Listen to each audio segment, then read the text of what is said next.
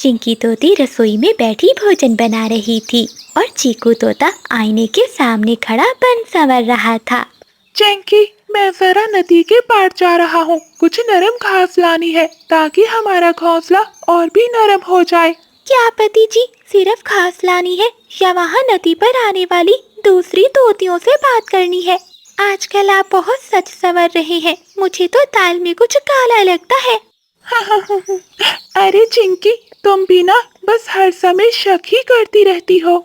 ऐसा कहते हुए चीकू तोता वहाँ से चला जाता है। चीकू जी, मुझे अब ठीक नहीं लगते। कितने दिन हो गए मुझसे प्यार से बात भी नहीं की।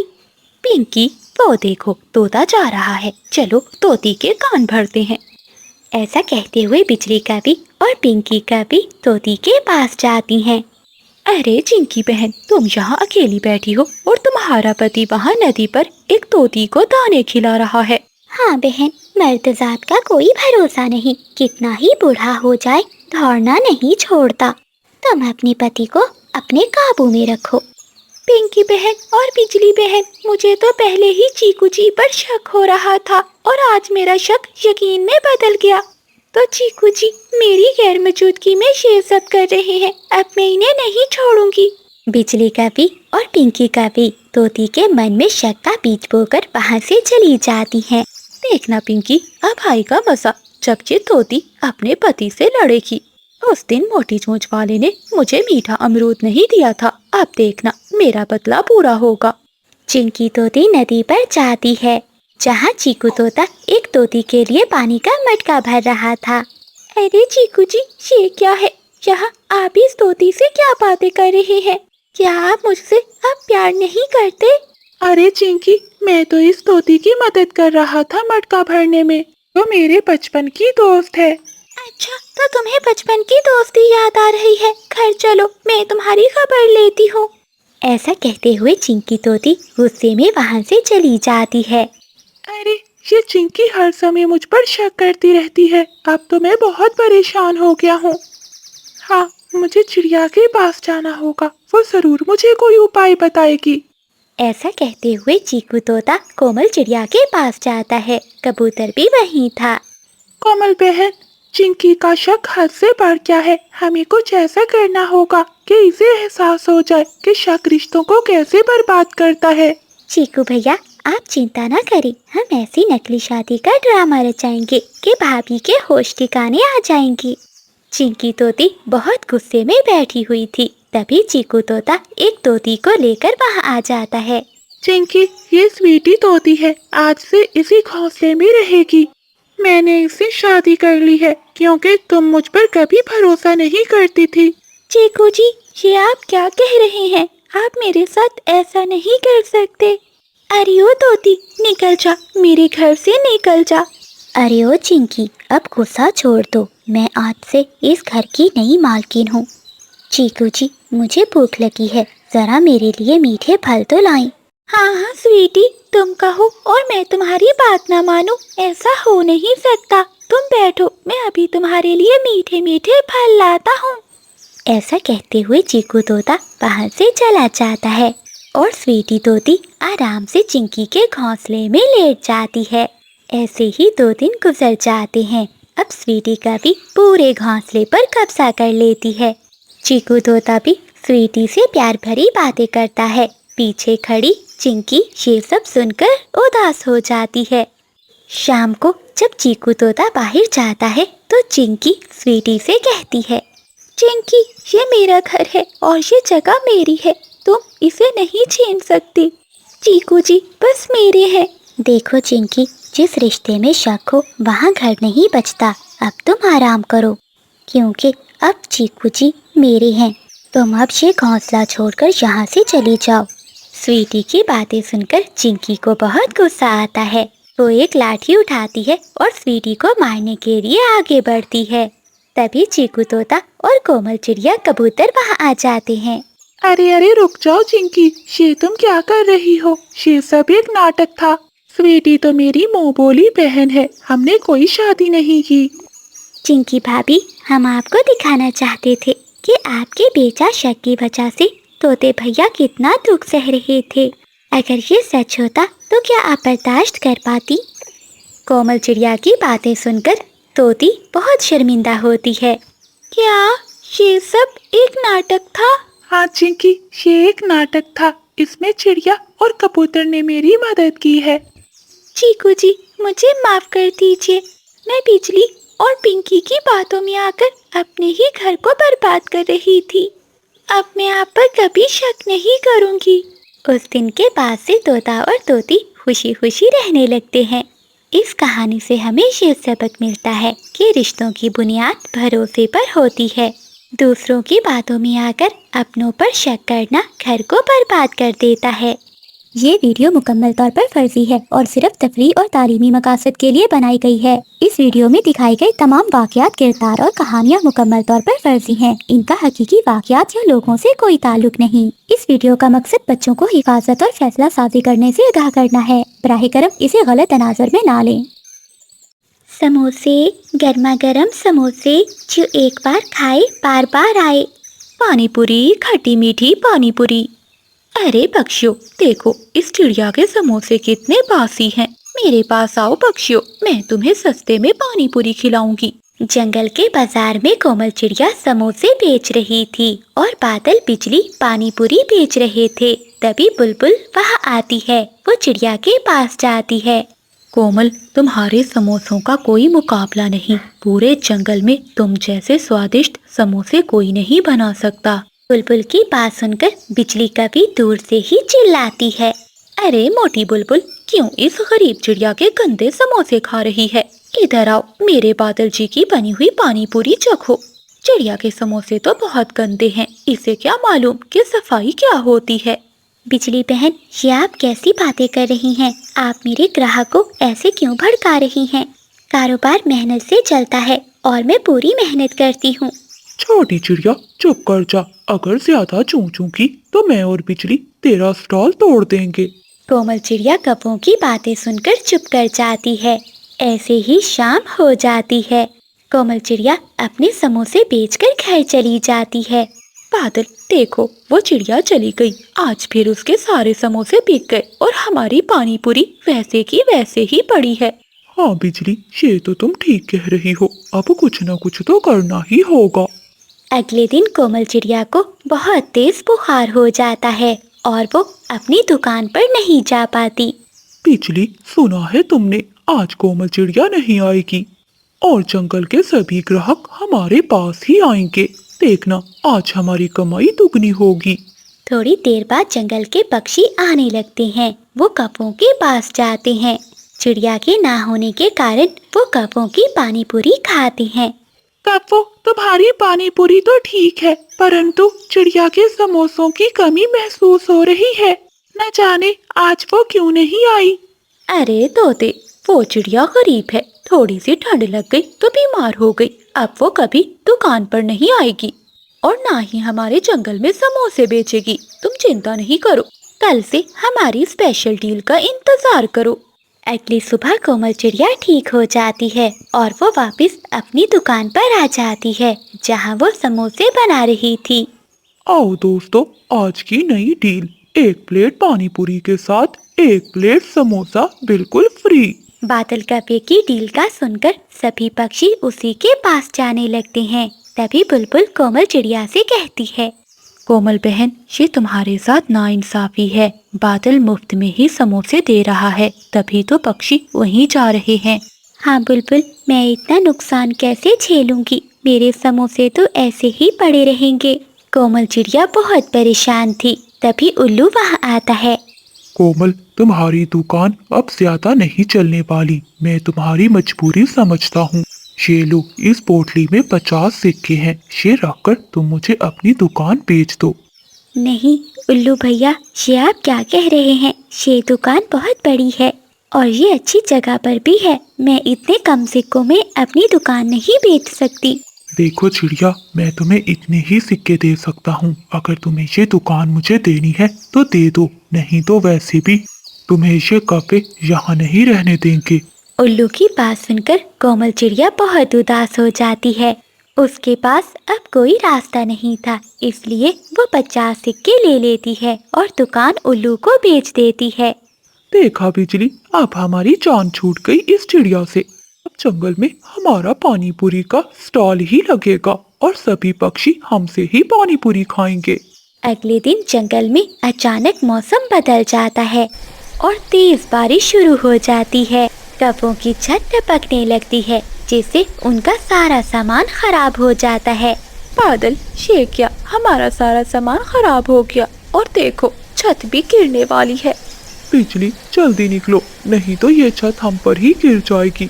बादल ने इतना कहा ही था कि छत उन दोनों पर आकर गिरती है और वो दोनों छत के नीचे दब जाते हैं। बचाओ, हमें कोई बचाओ। बारिश के कारण पहले ही सभी पक्षी वहाँ से जा चुके थे।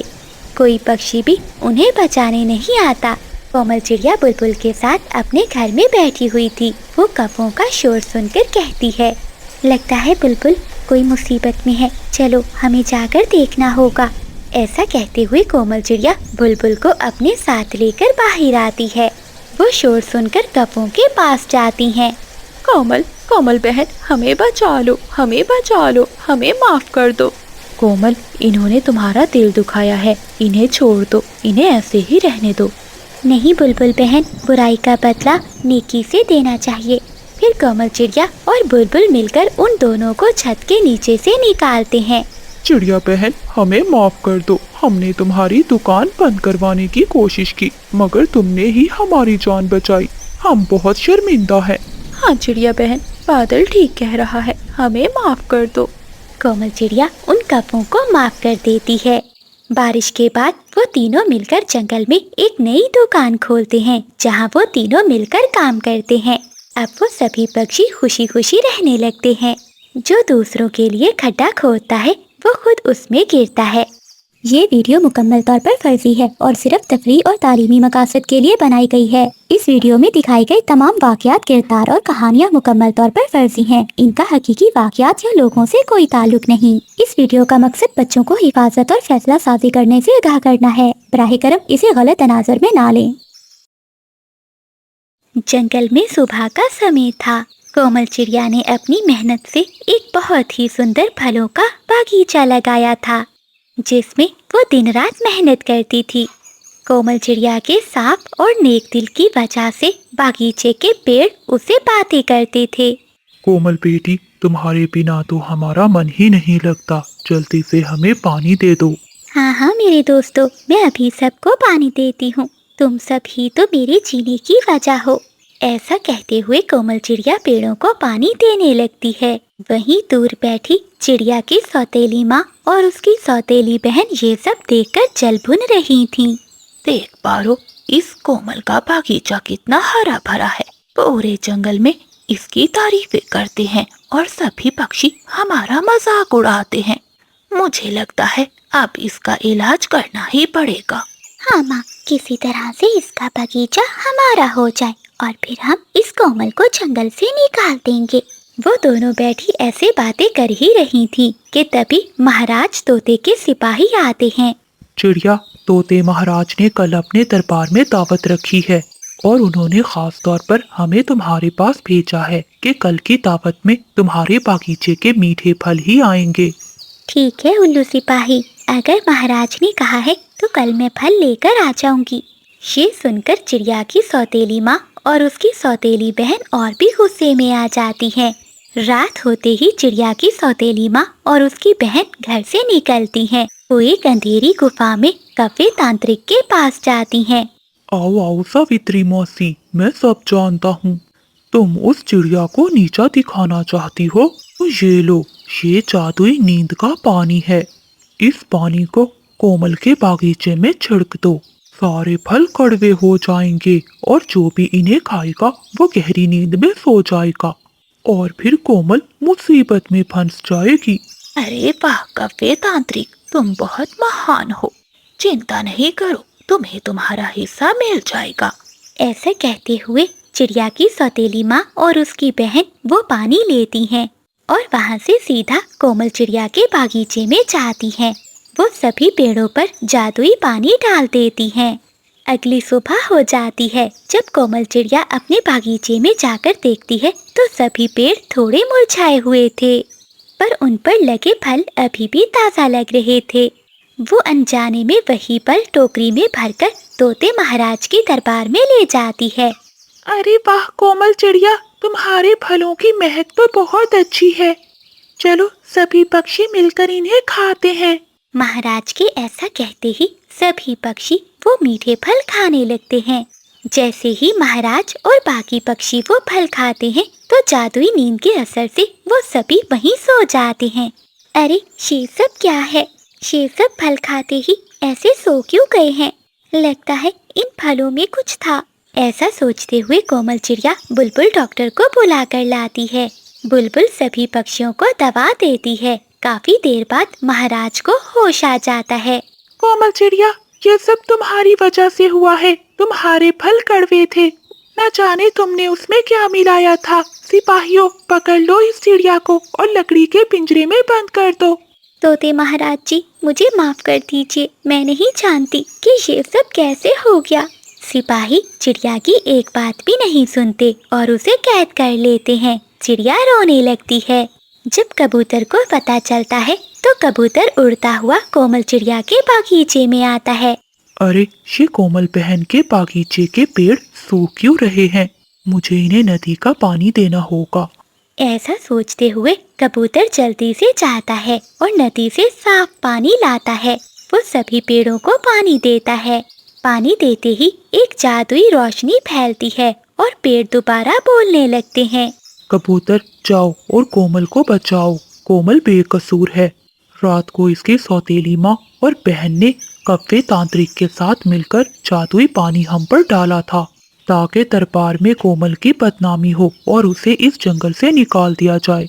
पेड़ की बात सुनकर कबूतर तेजी से उड़ता हुआ दरबार में जाता है और वो तोते महाराज को सारी बात बताता है। अच्छा तो ये बात है। सिपाहियों जाओ और जल्दी से चिड़िया की सौतेली माँ, बहन और कव्वे को पकड़ कर लाओ।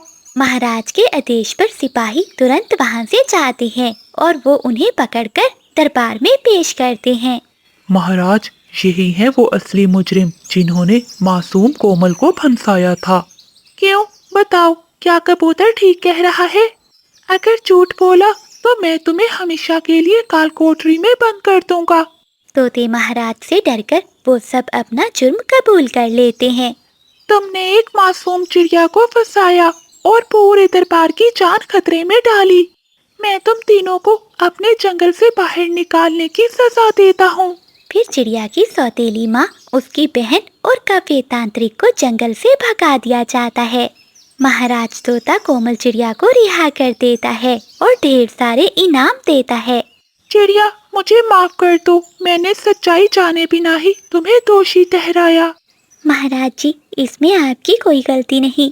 मेरी माँ मेरे खिलाफ ऐसी साजिश कर सकती है, ये मैं नहीं जानती थी। फिर कोमल चिड़िया कबूतर भैया के साथ अपने हरे भरे बागीचे में वापस आती है, जहाँ चिड़िया के बागीचे के पेड़ पौधे खुशी से गीत गाते हैं। कोमल चिड़िया अब हमेशा के लिए सुकून से रहने लगती है। जंगल का मौसम बहुत खराब था। आसमान पर काले बादल छाए हुए थे। कोमल चिड़िया अपने टूटे हुए घोंसले में अपनी बेटी मीना के साथ बैठी थी। मीना को बहुत तेज बुखार था। ऐ ऊपर वाले, मीना का बुखार कब नहीं हो रहा। मेरे पास तो ना पैसे हैं और ना ही दवा। अब मैं क्या करूं? तभी बुलबुल उड़ती हुई वहां आती है। कोमल बहन, मैं उल्लू के घर से होकर आ रही हूँ, लेकिन उल्लू वैद अपने घर पर नहीं है। उसके दरवाजे पर ताला लगा हुआ है। बुलबुल बहन, अब मैं क्या करूं? मीना का बुखार तो उतर ही नहीं रहा। कोमल बहन, चिंता मत करो। मैंने सुना है कि पुराने पेड़ के पीछे एक शिफा वाला पेड़ है। अगर मीना उस पेड़ का फल खाएगी तो ये ठीक हो जाएगी। परंतु बुलबुल, तुम्हें तो पता है वहाँ तक पहुँचने के लिए मुझे नदी पार करनी होगी और मेरे पंख इतने मजबूत नहीं हैं कि मैं नदी पार कर सकूं। हाँ कोमल, तुम ठीक कह रही हो। तुम क्या, मैं भी वो नदी पार नहीं कर सकती। कोमल बहन, याद आया, बादल कौवा नदी में मछलियाँ पकड़ता है, उसके पास नाव है। तुम उससे जाके मदद क्यों नहीं मांगती? हो सकता है कि वो नदी पार कराने में तुम्हारी मदद करे। हाँ बुलबुल, तुम ठीक कह रही हो। तुम मीना के पास बैठो, मैं चाहती हूँ। ऐसा कहते हुए कोमल चिड़िया अपने घर से निकलती है। वो नदी के किनारे जाती है जहाँ बादल कौवा अपनी बड़ी नाव में मछलियाँ पकड़ रहा था। कबूतर वहीं बैठा कौवे से मछलियाँ खरीद रहा था। बादल भैया, मौसम बहुत खराब है, मुझे नदी के पार जाना है, मैं उड़ नहीं सकती, आप मुझे नदी के पार ले जाएंगे? मेरी बेटी बहुत बीमार है, मुझे उसके लिए नदी के पार से वो शिफा वाला फल लेकर आना है। अरे चिड़िया, ये मेरा मछली बेचने का समय है, मैं मछलियाँ बेच रहा हूँ,